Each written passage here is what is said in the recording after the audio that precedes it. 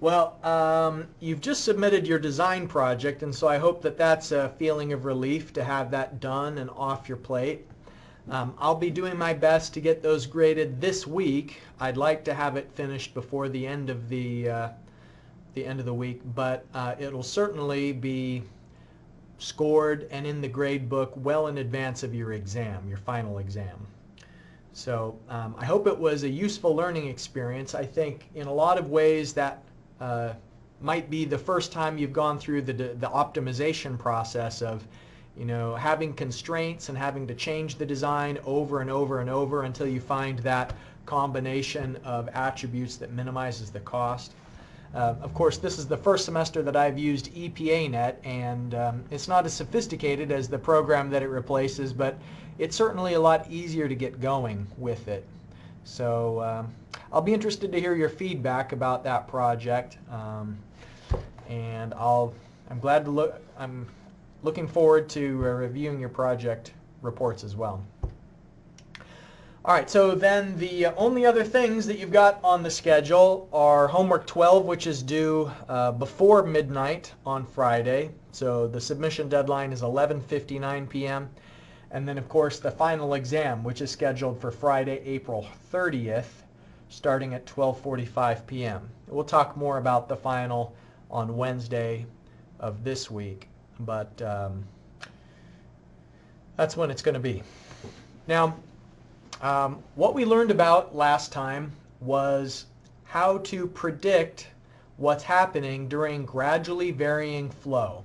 And we looked at an equation that describes the shape of the water surface, and we'll predict whether it's getting deeper or shallower in the direction of flow. And in the direct step method that we're going to be learning today, we essentially project the downstream depth on the basis of what is the slope of the water surface. So we're going to be talking about a method that applies the ideas of the process equation. Before we get into the direct step method, though, we need to take a look at this example that we didn't quite have time to address on Friday last week. I showed you some pictures of water surface profiles, and I told you that it's common to categorize non-uniform flow into whether the conditions of the channel are mild, meaning that the slope is less than the critical slope, or whether the slope is steep, meaning that it's steeper than the critical slope. Of course, there's also horizontal profiles and adverse profiles and critical profiles, but all of those are relatively rare, and far more frequently you're either going to have a mild slope or a steep slope. And then I further told you that you can break down the classification into what is the actual water depth compared to the critical and the normal. So in the case of a mild slope, one way that we know it's mild is that the normal depth is deeper than the critical depth. That means that there are subcritical conditions. That's going to be corresponding to a Froude number less than 1 if the critical depth is less than the normal depth. And so when I tell you that the flow depth is a certain depth, and then you'd compare it to the normal and the critical, and if the flow depth was greater than either of those, then that would mean it was an M1 profile, because the given depth would be larger than normal and critical, so it would put you here into zone 1, which is above this dashed line. And then if the given flow depth is between what we know to be the critical and the normal depth, then that means that you have an M2 profile. And the case of an M2 profile is that it's getting shallower in the direction of flow. In other words, it's getting less deep. The dy dx is minus. And then finally, an M3 profile is when the given depth is less than either the critical or the normal depth. And that's going to be the case of water coming out from underneath an underflow gate in a lot of cases, where we temporarily have supercritical flow and we know it's getting deeper in the direction of flow as it's approaching that instance where it's about to jump and go through a hydraulic jump. So steep slope, you can see the profile slopes are either positive or negative depending on whether it's zones 1 and 3 for a positive getting deeper in the direction of flow, or negative in zone 2. But in this example, we have a rectangular channel, which makes it relatively easy for us to calculate the normal depth. And it also makes it relatively easy for us to calculate the critical depth. Now, I showed you a shortcut method of calculating the normal depth, but it wouldn't quite apply here. Remember in the previous class meeting I said it's really easy to calculate the normal depth if you have a really wide channel. And I showed you, let's see if I can find that formula. That applies only when the condition is wide. I've got all these extra slides in the middle. Where was that? Here it is. So if we have a really wide channel, then we can calculate the normal depth directly in that way. But wide meant that it's 20 times wider than it is deep. And in the example that I'm sharing with you now, that's not the case, because we're given that the flow depth is 3.2 meters and the bottom width is 8.5. And so we would need to use the full-blown Manning's equation, substitute in the n value, and calculate what is the y, what is the normal depth. And so to classify the water surface profile, first we need to calculate the normal depth, y sub n here, so Manning's equation. Luckily it's not a trapezoidal channel, so this is a little bit easier than those times when it is. Calculate the critical depth, we can do that, and then compare to the profile criteria. So the given flow depth is 3.2 meters. So I want you to tell me, is this an M1, an M2, an M3, or is it an S1, S2, S3? So when I say classify the water surface profile, I mean do the calculations you need to know which of those it is. Then, using this formula for dy dl, find the slope of the energy grade line and compute dy dx. Now, how do we find the slope of the energy grade line? You rearrange Manning's equation, and with the given flow depth of 3.2 meters, you're going to solve for the slope. So, in other words, you're going to be solving for S in Manning's equation with the given flow depth of 3.2 meters. All right, so let me pause for a second. I'd like you to classify this water surface profile, and so the steps: find the normal, find the critical, and then compare the given depth, the normal, and the critical to these illustrations, and then that'll help you to classify the profile. How I set up this normal depth and critical depth, and what's our water surface profile. If you're still crunching the numbers, don't let me interrupt. Keep on trucking. All right, so it's 8.5 meters wide, 3.2 meters deep at this particular location. Now, that's the actual flow depth. The normal depth tells you what the depth would be if conditions were steady and uniform. And the whole reason we're doing this problem is we know that conditions are not steady and uniform. So don't be confused by the fact that you're solving for a depth even though you were given a depth. The depth that you were given is the actual depth that the water is at. But we still need to know the normal depth, because comparing that to the critical is how we're going to know whether the slope is mild or steep. But then we also want to know the normal depth so that we can know if our given flow depth, like where it fits, if it's above both of them, if it's between them, or if it's less than both of them. All right, so back to the calculations here. So you can see I set up Manning's equation where on the left side is the flow rate of 31 cubic meters per second for a rectangular channel that has a bottom width of 8.5 meters. Then the area is going to be 8.5 times the normal depth, whatever that is.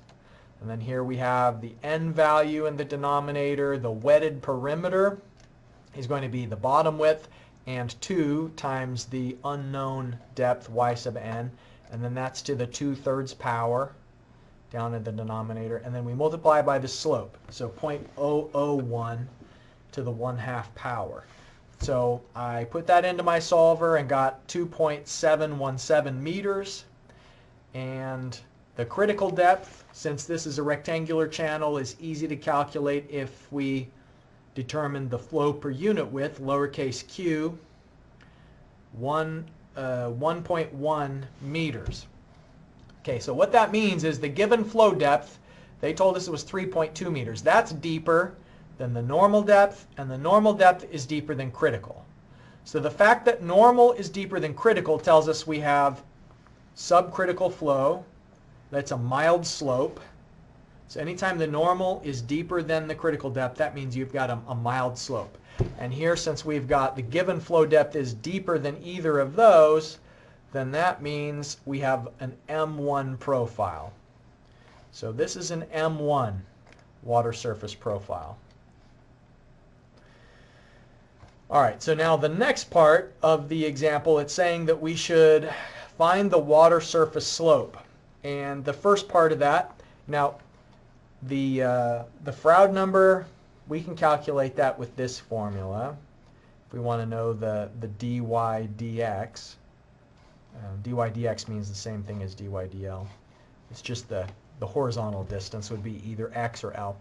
But the channel slope is given. We know that's 0.1%, but we need to know S sub f. S sub f is the slope of the energy grade line. And so rearranging Manning's equation to find the slope of the energy grade line. So this is Manning's equation to solve for slope. Just rearranged the normal equation that we've got, solve for slope. And so you can see that I've put in the given n value, our flow rate. Here is the term that corresponds to the area. Oh, I'm sorry, no, that's the wetted perimeter to the 2/3 power. The area ends up down in the denominator of this expression, and we have to remember to square it. So the slope of the energy grade line is 0.000634. Okay, so we file that away because it's going to be substituted in to this formula here where we're determining the dy dl. Okay, so we know the slope of the energy grade line, and then the Froude number, that's a subcritical Froude number, and the depth that we're using for this area is the given flow conditions. So we want to know the actual flow conditions when the water is 3.2 meters deep. So the dy dx is going to be the slope of the channel minus the slope of the energy grade line. And then in the denominator, 1 minus the Froude number squared. And that this value is positive means that it's getting deeper downstream. That doesn't mean that the water is going uphill, because remember, this dy dx is just how the water surface is changing relative to the bottom of the stream. And so it's getting deeper in the direction of flow. But if we were going to measure the elevation of the water relative to a horizontal datum, then of course the water surface level is lower downstream on an absolute basis than it is upstream. It's just that it's getting deeper relative to the bottom of the channel in the direction of flow. So that's an important distinction. So the slope of the water surface is positive at this location where the given flow depth is 3.2 meters. And then I don't know if you can see it, it's kind of faint, but I just kind of posed a secondary what if. You know, what if the flow depth was 2 meters? You know, this 3.2, if we already knew that the critical depth, let's just go back to, if we had known that our critical depth was 1.1 and the normal depth was 2.7, then if we had been given a flow depth of 2 meters, then that would mean that we are between the y sub n and the yc. So that would have meant that we had an M2 profile. if that original flow depth was 2 meters. All right, so that's just using some of these formulas for us to be able to classify the water surface profile. Now remember, dy/dl, what is that predicting? That's predicting just at one particular location what is the curve, like what's the slope of the water surface. And specifically, it's what is the slope of the water surface relative to the channel bottom. So it's not relative to a horizontal datum, it's just how is the water surface changing in depth compared to the bottom itself. Now, we can measure water depth using physical gauges. And if you look carefully, there are several places in the area where there are these physical water gauges to measure the depth of the water, and the Ohio River and a couple of small streams in the area have them as well. And what they often will do is have a float that's connected to a sensor and a recorder that transmits the data on an absolute basis. Let's click this link. Unless they've changed the link, then what we should be able to find is what's the depth right now here in Huntington for the Ohio River. So let's see. Here's our current, oh, that's precipitation. There we go. There's the gauge height. So this is showing how the water level has been changing over the last couple of days. And it looks like this is a 1 o'clock measurement, and so this is data that's just 22 minutes old, and that's transmitted electronically, so we can keep track of the water depth over time. Sometimes those gauging stations get flooded, which is kind of interesting that the water level would be so high that it actually submerges the building that's meant to measure the gauge. What the direct step method does is it extrapolates the surface of the water across some distance to characterize how the water depth is actually getting deeper or shallower in a certain direction. Because this formula applies just at a point, and we need to extrapolate the shape of that curve over a distance. But the curve is always changing between 2 points. And so we have to break it up into relatively small pieces to get an accurate approximation of how much deeper it is upstream or downstream from the gauging station. There aren't very many gauging stations. If you were to look at a map of West Virginia, there's probably only about 120 gauging stations in the entire state. So we just took a look at what is the river depth in Huntington. Now here's the river depth in Huntington, but what does that mean about the depth of the Wyandotte River? We don't have a gauging station in all of the places that we would like for the Wyandotte River or the Mud River. And there's, several places where there could be significant damage to structures, and we have to have ways to predict how the water level is going to be changing from the places where we can do a physical measurement. We have to approximate the depth in other locations using numerical methods. And so that's what the direct step method, which is also sometimes called the step-by-step method, does, is it answers the question, if you know 2 depths, how far apart would those two different depths be in a river? So we're going to be solving for a distance by looking at the shape of the water surface. Now it assumes that the flow conditions are non-uniform, and that's why you're using the direct step method. Is if conditions were uniform, then you just apply Manning's equation to know what's the depth. But what it will do is it will calculate the flow conditions at a midpoint between 2 river sections that we say we know a depth at one location and a depth at another location. It will tell you how far upstream or downstream you'd need to go to get to that depth. So here's a summary of the process that's built into the spreadsheet I emailed you a few minutes before class. I sent out a template file, which is just an Excel spreadsheet we're going to start with. I sent that by email. And in the direct step method, what we're going to be solving for is how does the energy change between an upstream and a downstream location, and where is that energy going?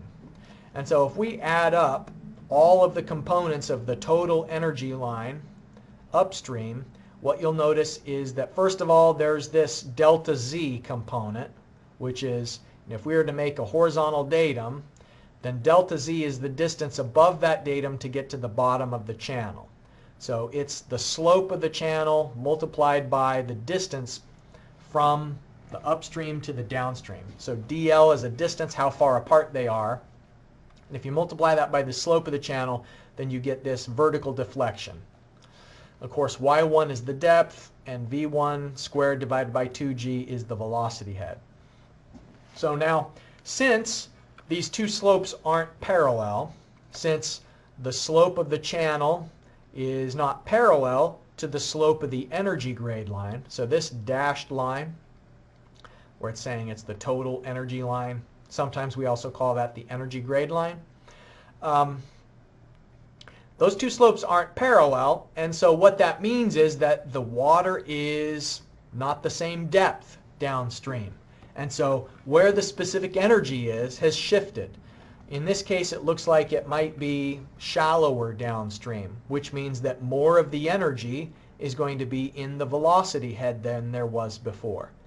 And since the total energy line, the slope of the total energy line isn't parallel to the slope of the channel, then that also means that this delta Z is not equal to the head losses.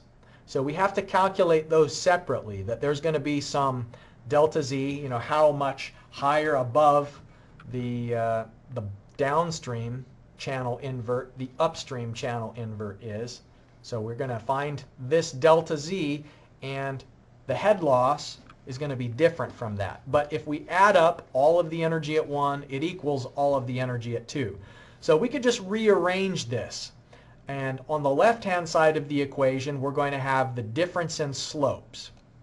So just look at this and think algebraically, what have we done to isolate the slopes on the left-hand side of the equation? We simply subtracted S sub f dl over to the left-hand side, and then moved the specific energy at 1 to the right-hand side of the equation. So minus y1 minus v1 squared divided by 2g. So that's over on the right-hand side of the equation. So what we're saying is that the specific energy at 2 minus the specific energy at 1 is equal to the difference in the slopes multiplied by the distance apart. So dl is how far apart they are.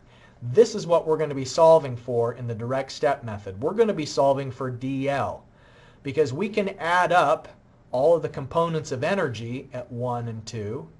We're going to have a known depth at one location, and we're going to say how far upstream is it till we get to a different known depth. And so we'll select which depth to use for y2, and then there will be a corresponding velocity head that goes along with that depth. And S naught will be given, that's the channel slope, and S sub f, remember just from the last example, the way that we characterize the slope of the energy grade line is with Manning's equation. And we'll do that at the midpoint. So at the midpoint is where we're going to estimate the slope of the energy grade line, because the water surface slope is curved and so is the energy grade line.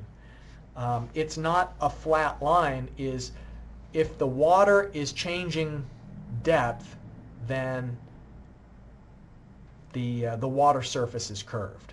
It's not a linear change between the upstream and the downstream location. So we're going to calculate what's the slope of the energy grade line at the upstream and at the downstream location, and then at the midpoint find the average slope of the energy grade line. So all of these steps are kind of implied in the procedure that I'm going to be sharing with you in that template file. And in the end, remember, we're solving for a distance. How far upstream is it if you have subcritical flow? So if you have subcritical flow, you'll be saying how far upstream do we have to go to get to a certain depth. If it's supercritical, then you do the calculations in the downstream direction when you're applying this direct step method. And we get more accuracy by dividing this up into smaller pieces. Just like any kind of numerical integration, you get more accuracy the smaller the steps are that you take when you're integrating. Excuse me. So kind of the limit that our textbook suggests is that you should have no more than half a meter per step in your change in depth. So this all, I'm sure, seems extremely abstract. Maybe when you come back to the slide after going through the method, you'll understand more about what it's saying. But to illustrate how we do the direct step method, let's consider a fact that we have water going through a channel, and then there is an obstruction. We've talked about these vertical obstructions before, right? Where the water has to pool upstream of the obstruction until it's got enough specific energy to get up over the obstruction at the critical depth. So we talked about finding the depth immediately upstream, and we talked about how you'd find the critical depth going over the obstruction. But what we didn't talk about is how much that would disturb the water, how far upstream the water would be disturbed with something like this. So consider that we have a rectangular concrete canal, and we know the physical slope of the channel here. Looks like it's 0.15%. So it's a relatively shallow slope. And we know the width of the channel and the flow rate that's being carried in cubic meters per second. And here's this broad-crested weir, and just upstream of it, the known depth is 3.8 meters. So what we're going to do is break this up into pieces, and what I'm telling you is Y7 is 3.8 meters.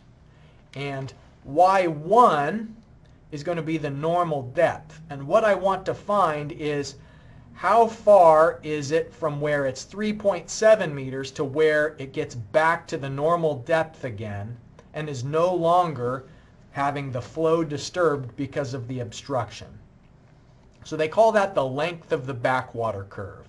The backwater curve is just that upstream location where the flow depth was increasing in order to accumulate enough energy to get over that obstruction.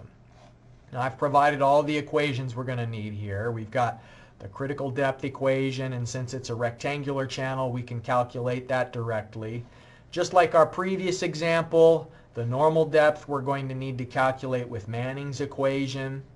And then we can classify the water surface profile like we just did in the previous example by comparing the given flow depth of 3.8 meters. So here at location 7, it's 3.8. We want to compare that to YC and YN, and then that'll tell us the water surface profile. And then how many segments to use is based on the limit of 0.5 meters. So if we know the depth here at this location, and we know what the depth is, the normal depth, then that will tell us how many segments to break it into. So before we get into the spreadsheet part, let me just show you some of these hand calculations. And to preserve a little bit of time for us to spend in the spreadsheet, let me just zip through. All right. So here's our example where we've got 15 cubic meters per second. The end value is 0.7. Our slope is 0.0015. The channel width is 7 meters. And then the flow depth at the location just upstream of the broad-crested weir is 3.8 meters. Maybe I should have called that Y7 to be consistent with the drawing. But to classify the water surface profile, calculate the critical depth and the normal depth. So you can see that the normal depth is more than the critical depth. So that means it's a mild slope. And our given flow depth is 3.8 meters. And so Y is greater than Y sub N, which is greater than Y sub C. So that means we've got an M1 profile. let's go back to the profiles. So we've got an M1 profile because the normal depth is more than the critical depth, and our given flow depth is greater than both of those. Water surface profile M1. Now, how many segments should be used? Now, that part of it is we want to know how far is it to go from 3.8 meters down to 1.195 meters. So that would say if we were going to use the maximum limit of 1/2 meter per step, then we could do that in 5.2 steps.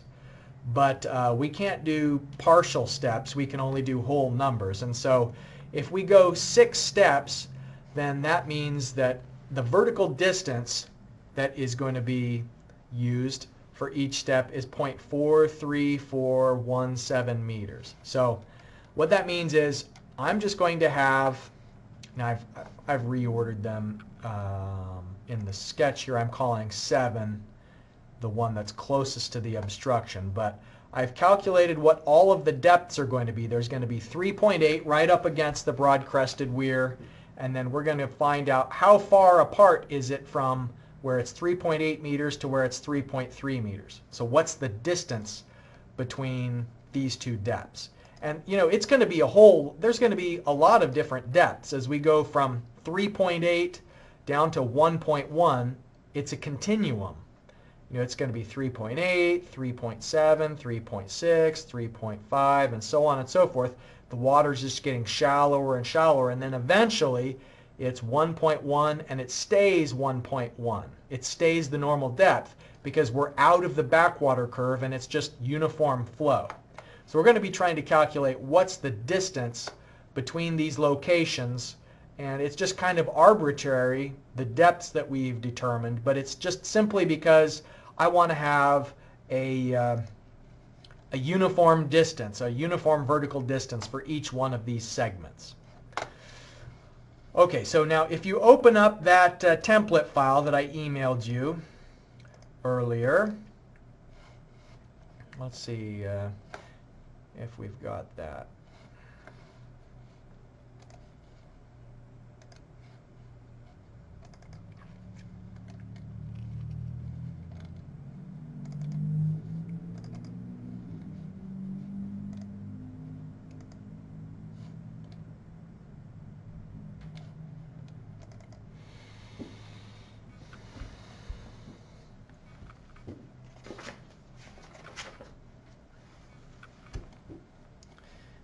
Okay, so here's what you should have. We're going to be applying the direct step method, and I think as we go through this procedure, you're going to understand a little bit more about, let's see, where was that slide? How this all applies and what we're doing at the midpoint. Okay, so the channel that we have in this example problem is 7 meters wide, and there are 15 cubic meters per second of flow that's going through the channel, and then the bottom slope of the channel itself is 0.0015, and it's made out of a material that has a roughness of 0.02. Now you can see I've already put in these given depths, and if you're doing a homework problem, you wouldn't necessarily be given the depths. You just know the starting depth and the ending depth, and then you just have to make sure that the vertical distance between each step is less than the limit of 0.5 meters. So you'd kind of just have to find the overall delta y, and then how many steps there should be with a limit of 1/2 meter for each. Okay, so at this location where the channel is 3.8 meters deep, then what is the cross-sectional area of the channel at that location? And it's rectangular, remember. In the problem statement for this example, it says it's rectangular and 7 meters wide. And so if the depth is 3.8 and the width is 7 meters, then the area is simply this width multiplied by the depth. Okay, so that's the cross-sectional area when it's relatively deep, and we can drag this formula down through all of the other depths as well. We'll just have to delete. Now I put some spaces in there on purpose, and I think you'll see why in a moment when we start calculating the midpoint properties, but we need to have an extra empty row in between each segment because we're going to be finding out, this is at a certain location, but we want to know what's happening between these 2 points. And that's why we have the extra row between them. Okay, so the depth is 3.8. Then how do you calculate the velocity? V is Q divided by area. Right? So equals the flow rate, which we anchor, divided by the area. Okay, so now we know the velocity at each of these locations, and what you'd expect is that the velocity is going up because the channel is getting shallower upstream. So at the downstream location just before that broad-crested weir, we've got lots of depth but relatively low velocity, but it's getting shallower and shallower in the upstream direction, and the velocity is increasing. Okay, E asks what is the specific energy just at that location. And remember, specific energy is the depth and velocity head. Okay, so the specific energy is the depth and the velocity head. So velocity squared divided by 2g. So that's the depth and the velocity head. And likewise, we don't need to anchor anything. We can just drag that straight down through all of the different depths. Now delta E is asking what's the energy change as you move upstream. So what we want to have is how much energy is different between the upstream and the downstream location. And so I'm going to have the upstream location minus the downstream location. So there's less specific energy at the upstream location. So as you move upstream, you're losing specific energy. Now think, why did it get deeper? Like, what caused it to get deeper was the obstruction. So there's more specific energy here than there is at the segment upstream. And of course there is. We need to have more specific energy to get over the obstruction. So like, this makes sense with what we've learned before. But what this method is just so far doing is calculating the change in specific energy as we're working upstream. And so we want to know between the 2 locations how the specific energy is changing. Now the hydraulic radius is at the location that we're talking about, and so hydraulic radius is the area divided by the wetted perimeter. I should have had another column for wetted perimeter, but for a rectangular channel, wetted perimeter, of course, is the bottom width plus 2 times the depth, right? So R equals area divided by wetted perimeter. Okay, and so here where I do this, it's going to be the area divided by, now I have to type in a formula for the wetted perimeter. The wetted perimeter is the bottom width plus 2 times the depth, since it's a rectangular channel. So let me just, to clarify here, the wetted perimeter is B plus 2y for a rectangular channel. Okay, so that's what we've got. We've got the area divided by the wetted perimeter. So that gives us the hydraulic radius, which we want to know at each of these locations.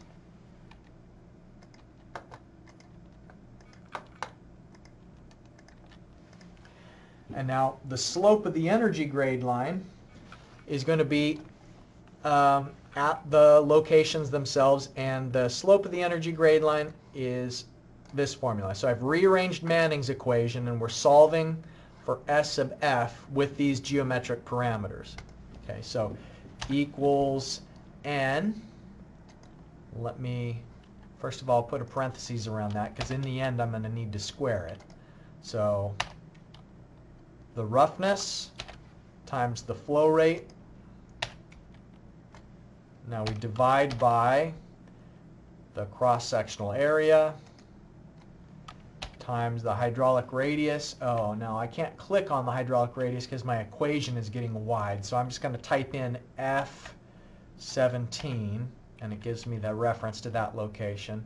So that's the hydraulic radius to the power of 2/3.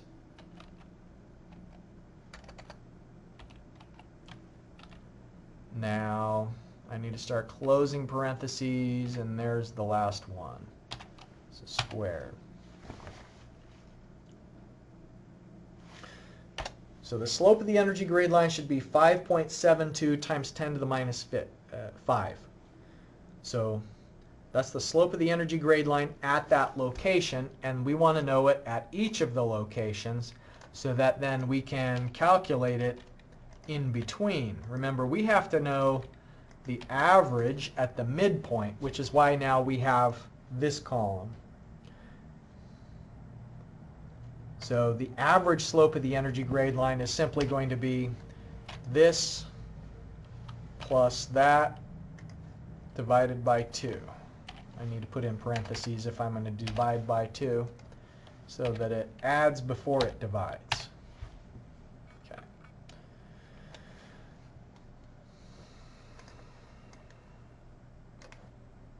Okay. So this tells us the average slope of the energy grade line at the midpoint between. So if we look at the example, we found the slope of the energy grade line at 7 and at 6, and we want to know what's the slope of the energy grade line in between, because that's what we're going to use to find out the length of the segment. Is we're going to use the slope of the energy grade line in the middle between them. In other words, you know, if we break a curve up into enough pieces, then it's a line. Okay. This is obviously curved, right? But if we break it up into pieces, then each of the segments can be approximated by a line. And so it's less of a problem for us to say from 1 to 2 is linear and from 2 to 3 is linear. So we're just treating each one of these segments as a line, rather than saying that the entire thing is a line, when really we can see that it's a curve. But if you break it up into pieces, then each of the smaller segments can be approximated by a line with a little bit less inaccuracy. So here we've calculated the slope of the energy grade line at the midpoint, because that's going to be the basis of now projecting our line to connect the two locations. So this is saying the slope of the channel bottom minus the average slope of the energy grade line. So that is this channel slope, which I anchor, minus this average that we've calculated. And we want to know it for each of the midpoints. And now finally, we're going to estimate the length of the segment using this formula. Okay, so this is going to say, what is the length of the segment horizontally? How far do you have to go upstream from the location where the depth is 3.8? How far upstream do you go to get to the location where the depth is 3.366 meters? Okay, so it is the delta E, which we have from here, delta E divided by the slope of the channel minus the average slope of the energy grade line. So that's what we have here. So divided by that. So negative 299.97 just means you're going upstream that distance. So the minus sign means in the opposite direction of flow. And we can do that same calculation for each one of these different locations. And now we're out of time, but we're also finished with the example. And the total length, if we add it all up, 2430 meters to go from 3.8 meters to 1.195 meters. And so that is the length of the backwater curve, is the sum of all of the individual lengths. Okay, one last note about if you have a wide channel, then you can rearrange Manning's equation in this way to find the slope of the energy grade line. So that makes our formula for S sub F just a little bit different than if we do not have a wide channel. All right, that's it for today, everybody. Thank you for your attention. I hope you have a great day. I'm eager to look over your projects. If we just look one more time at the announcements, remember the last thing on your plate is homework 12. That's due by midnight on Friday. I will see you on Wednesday. Have a good day.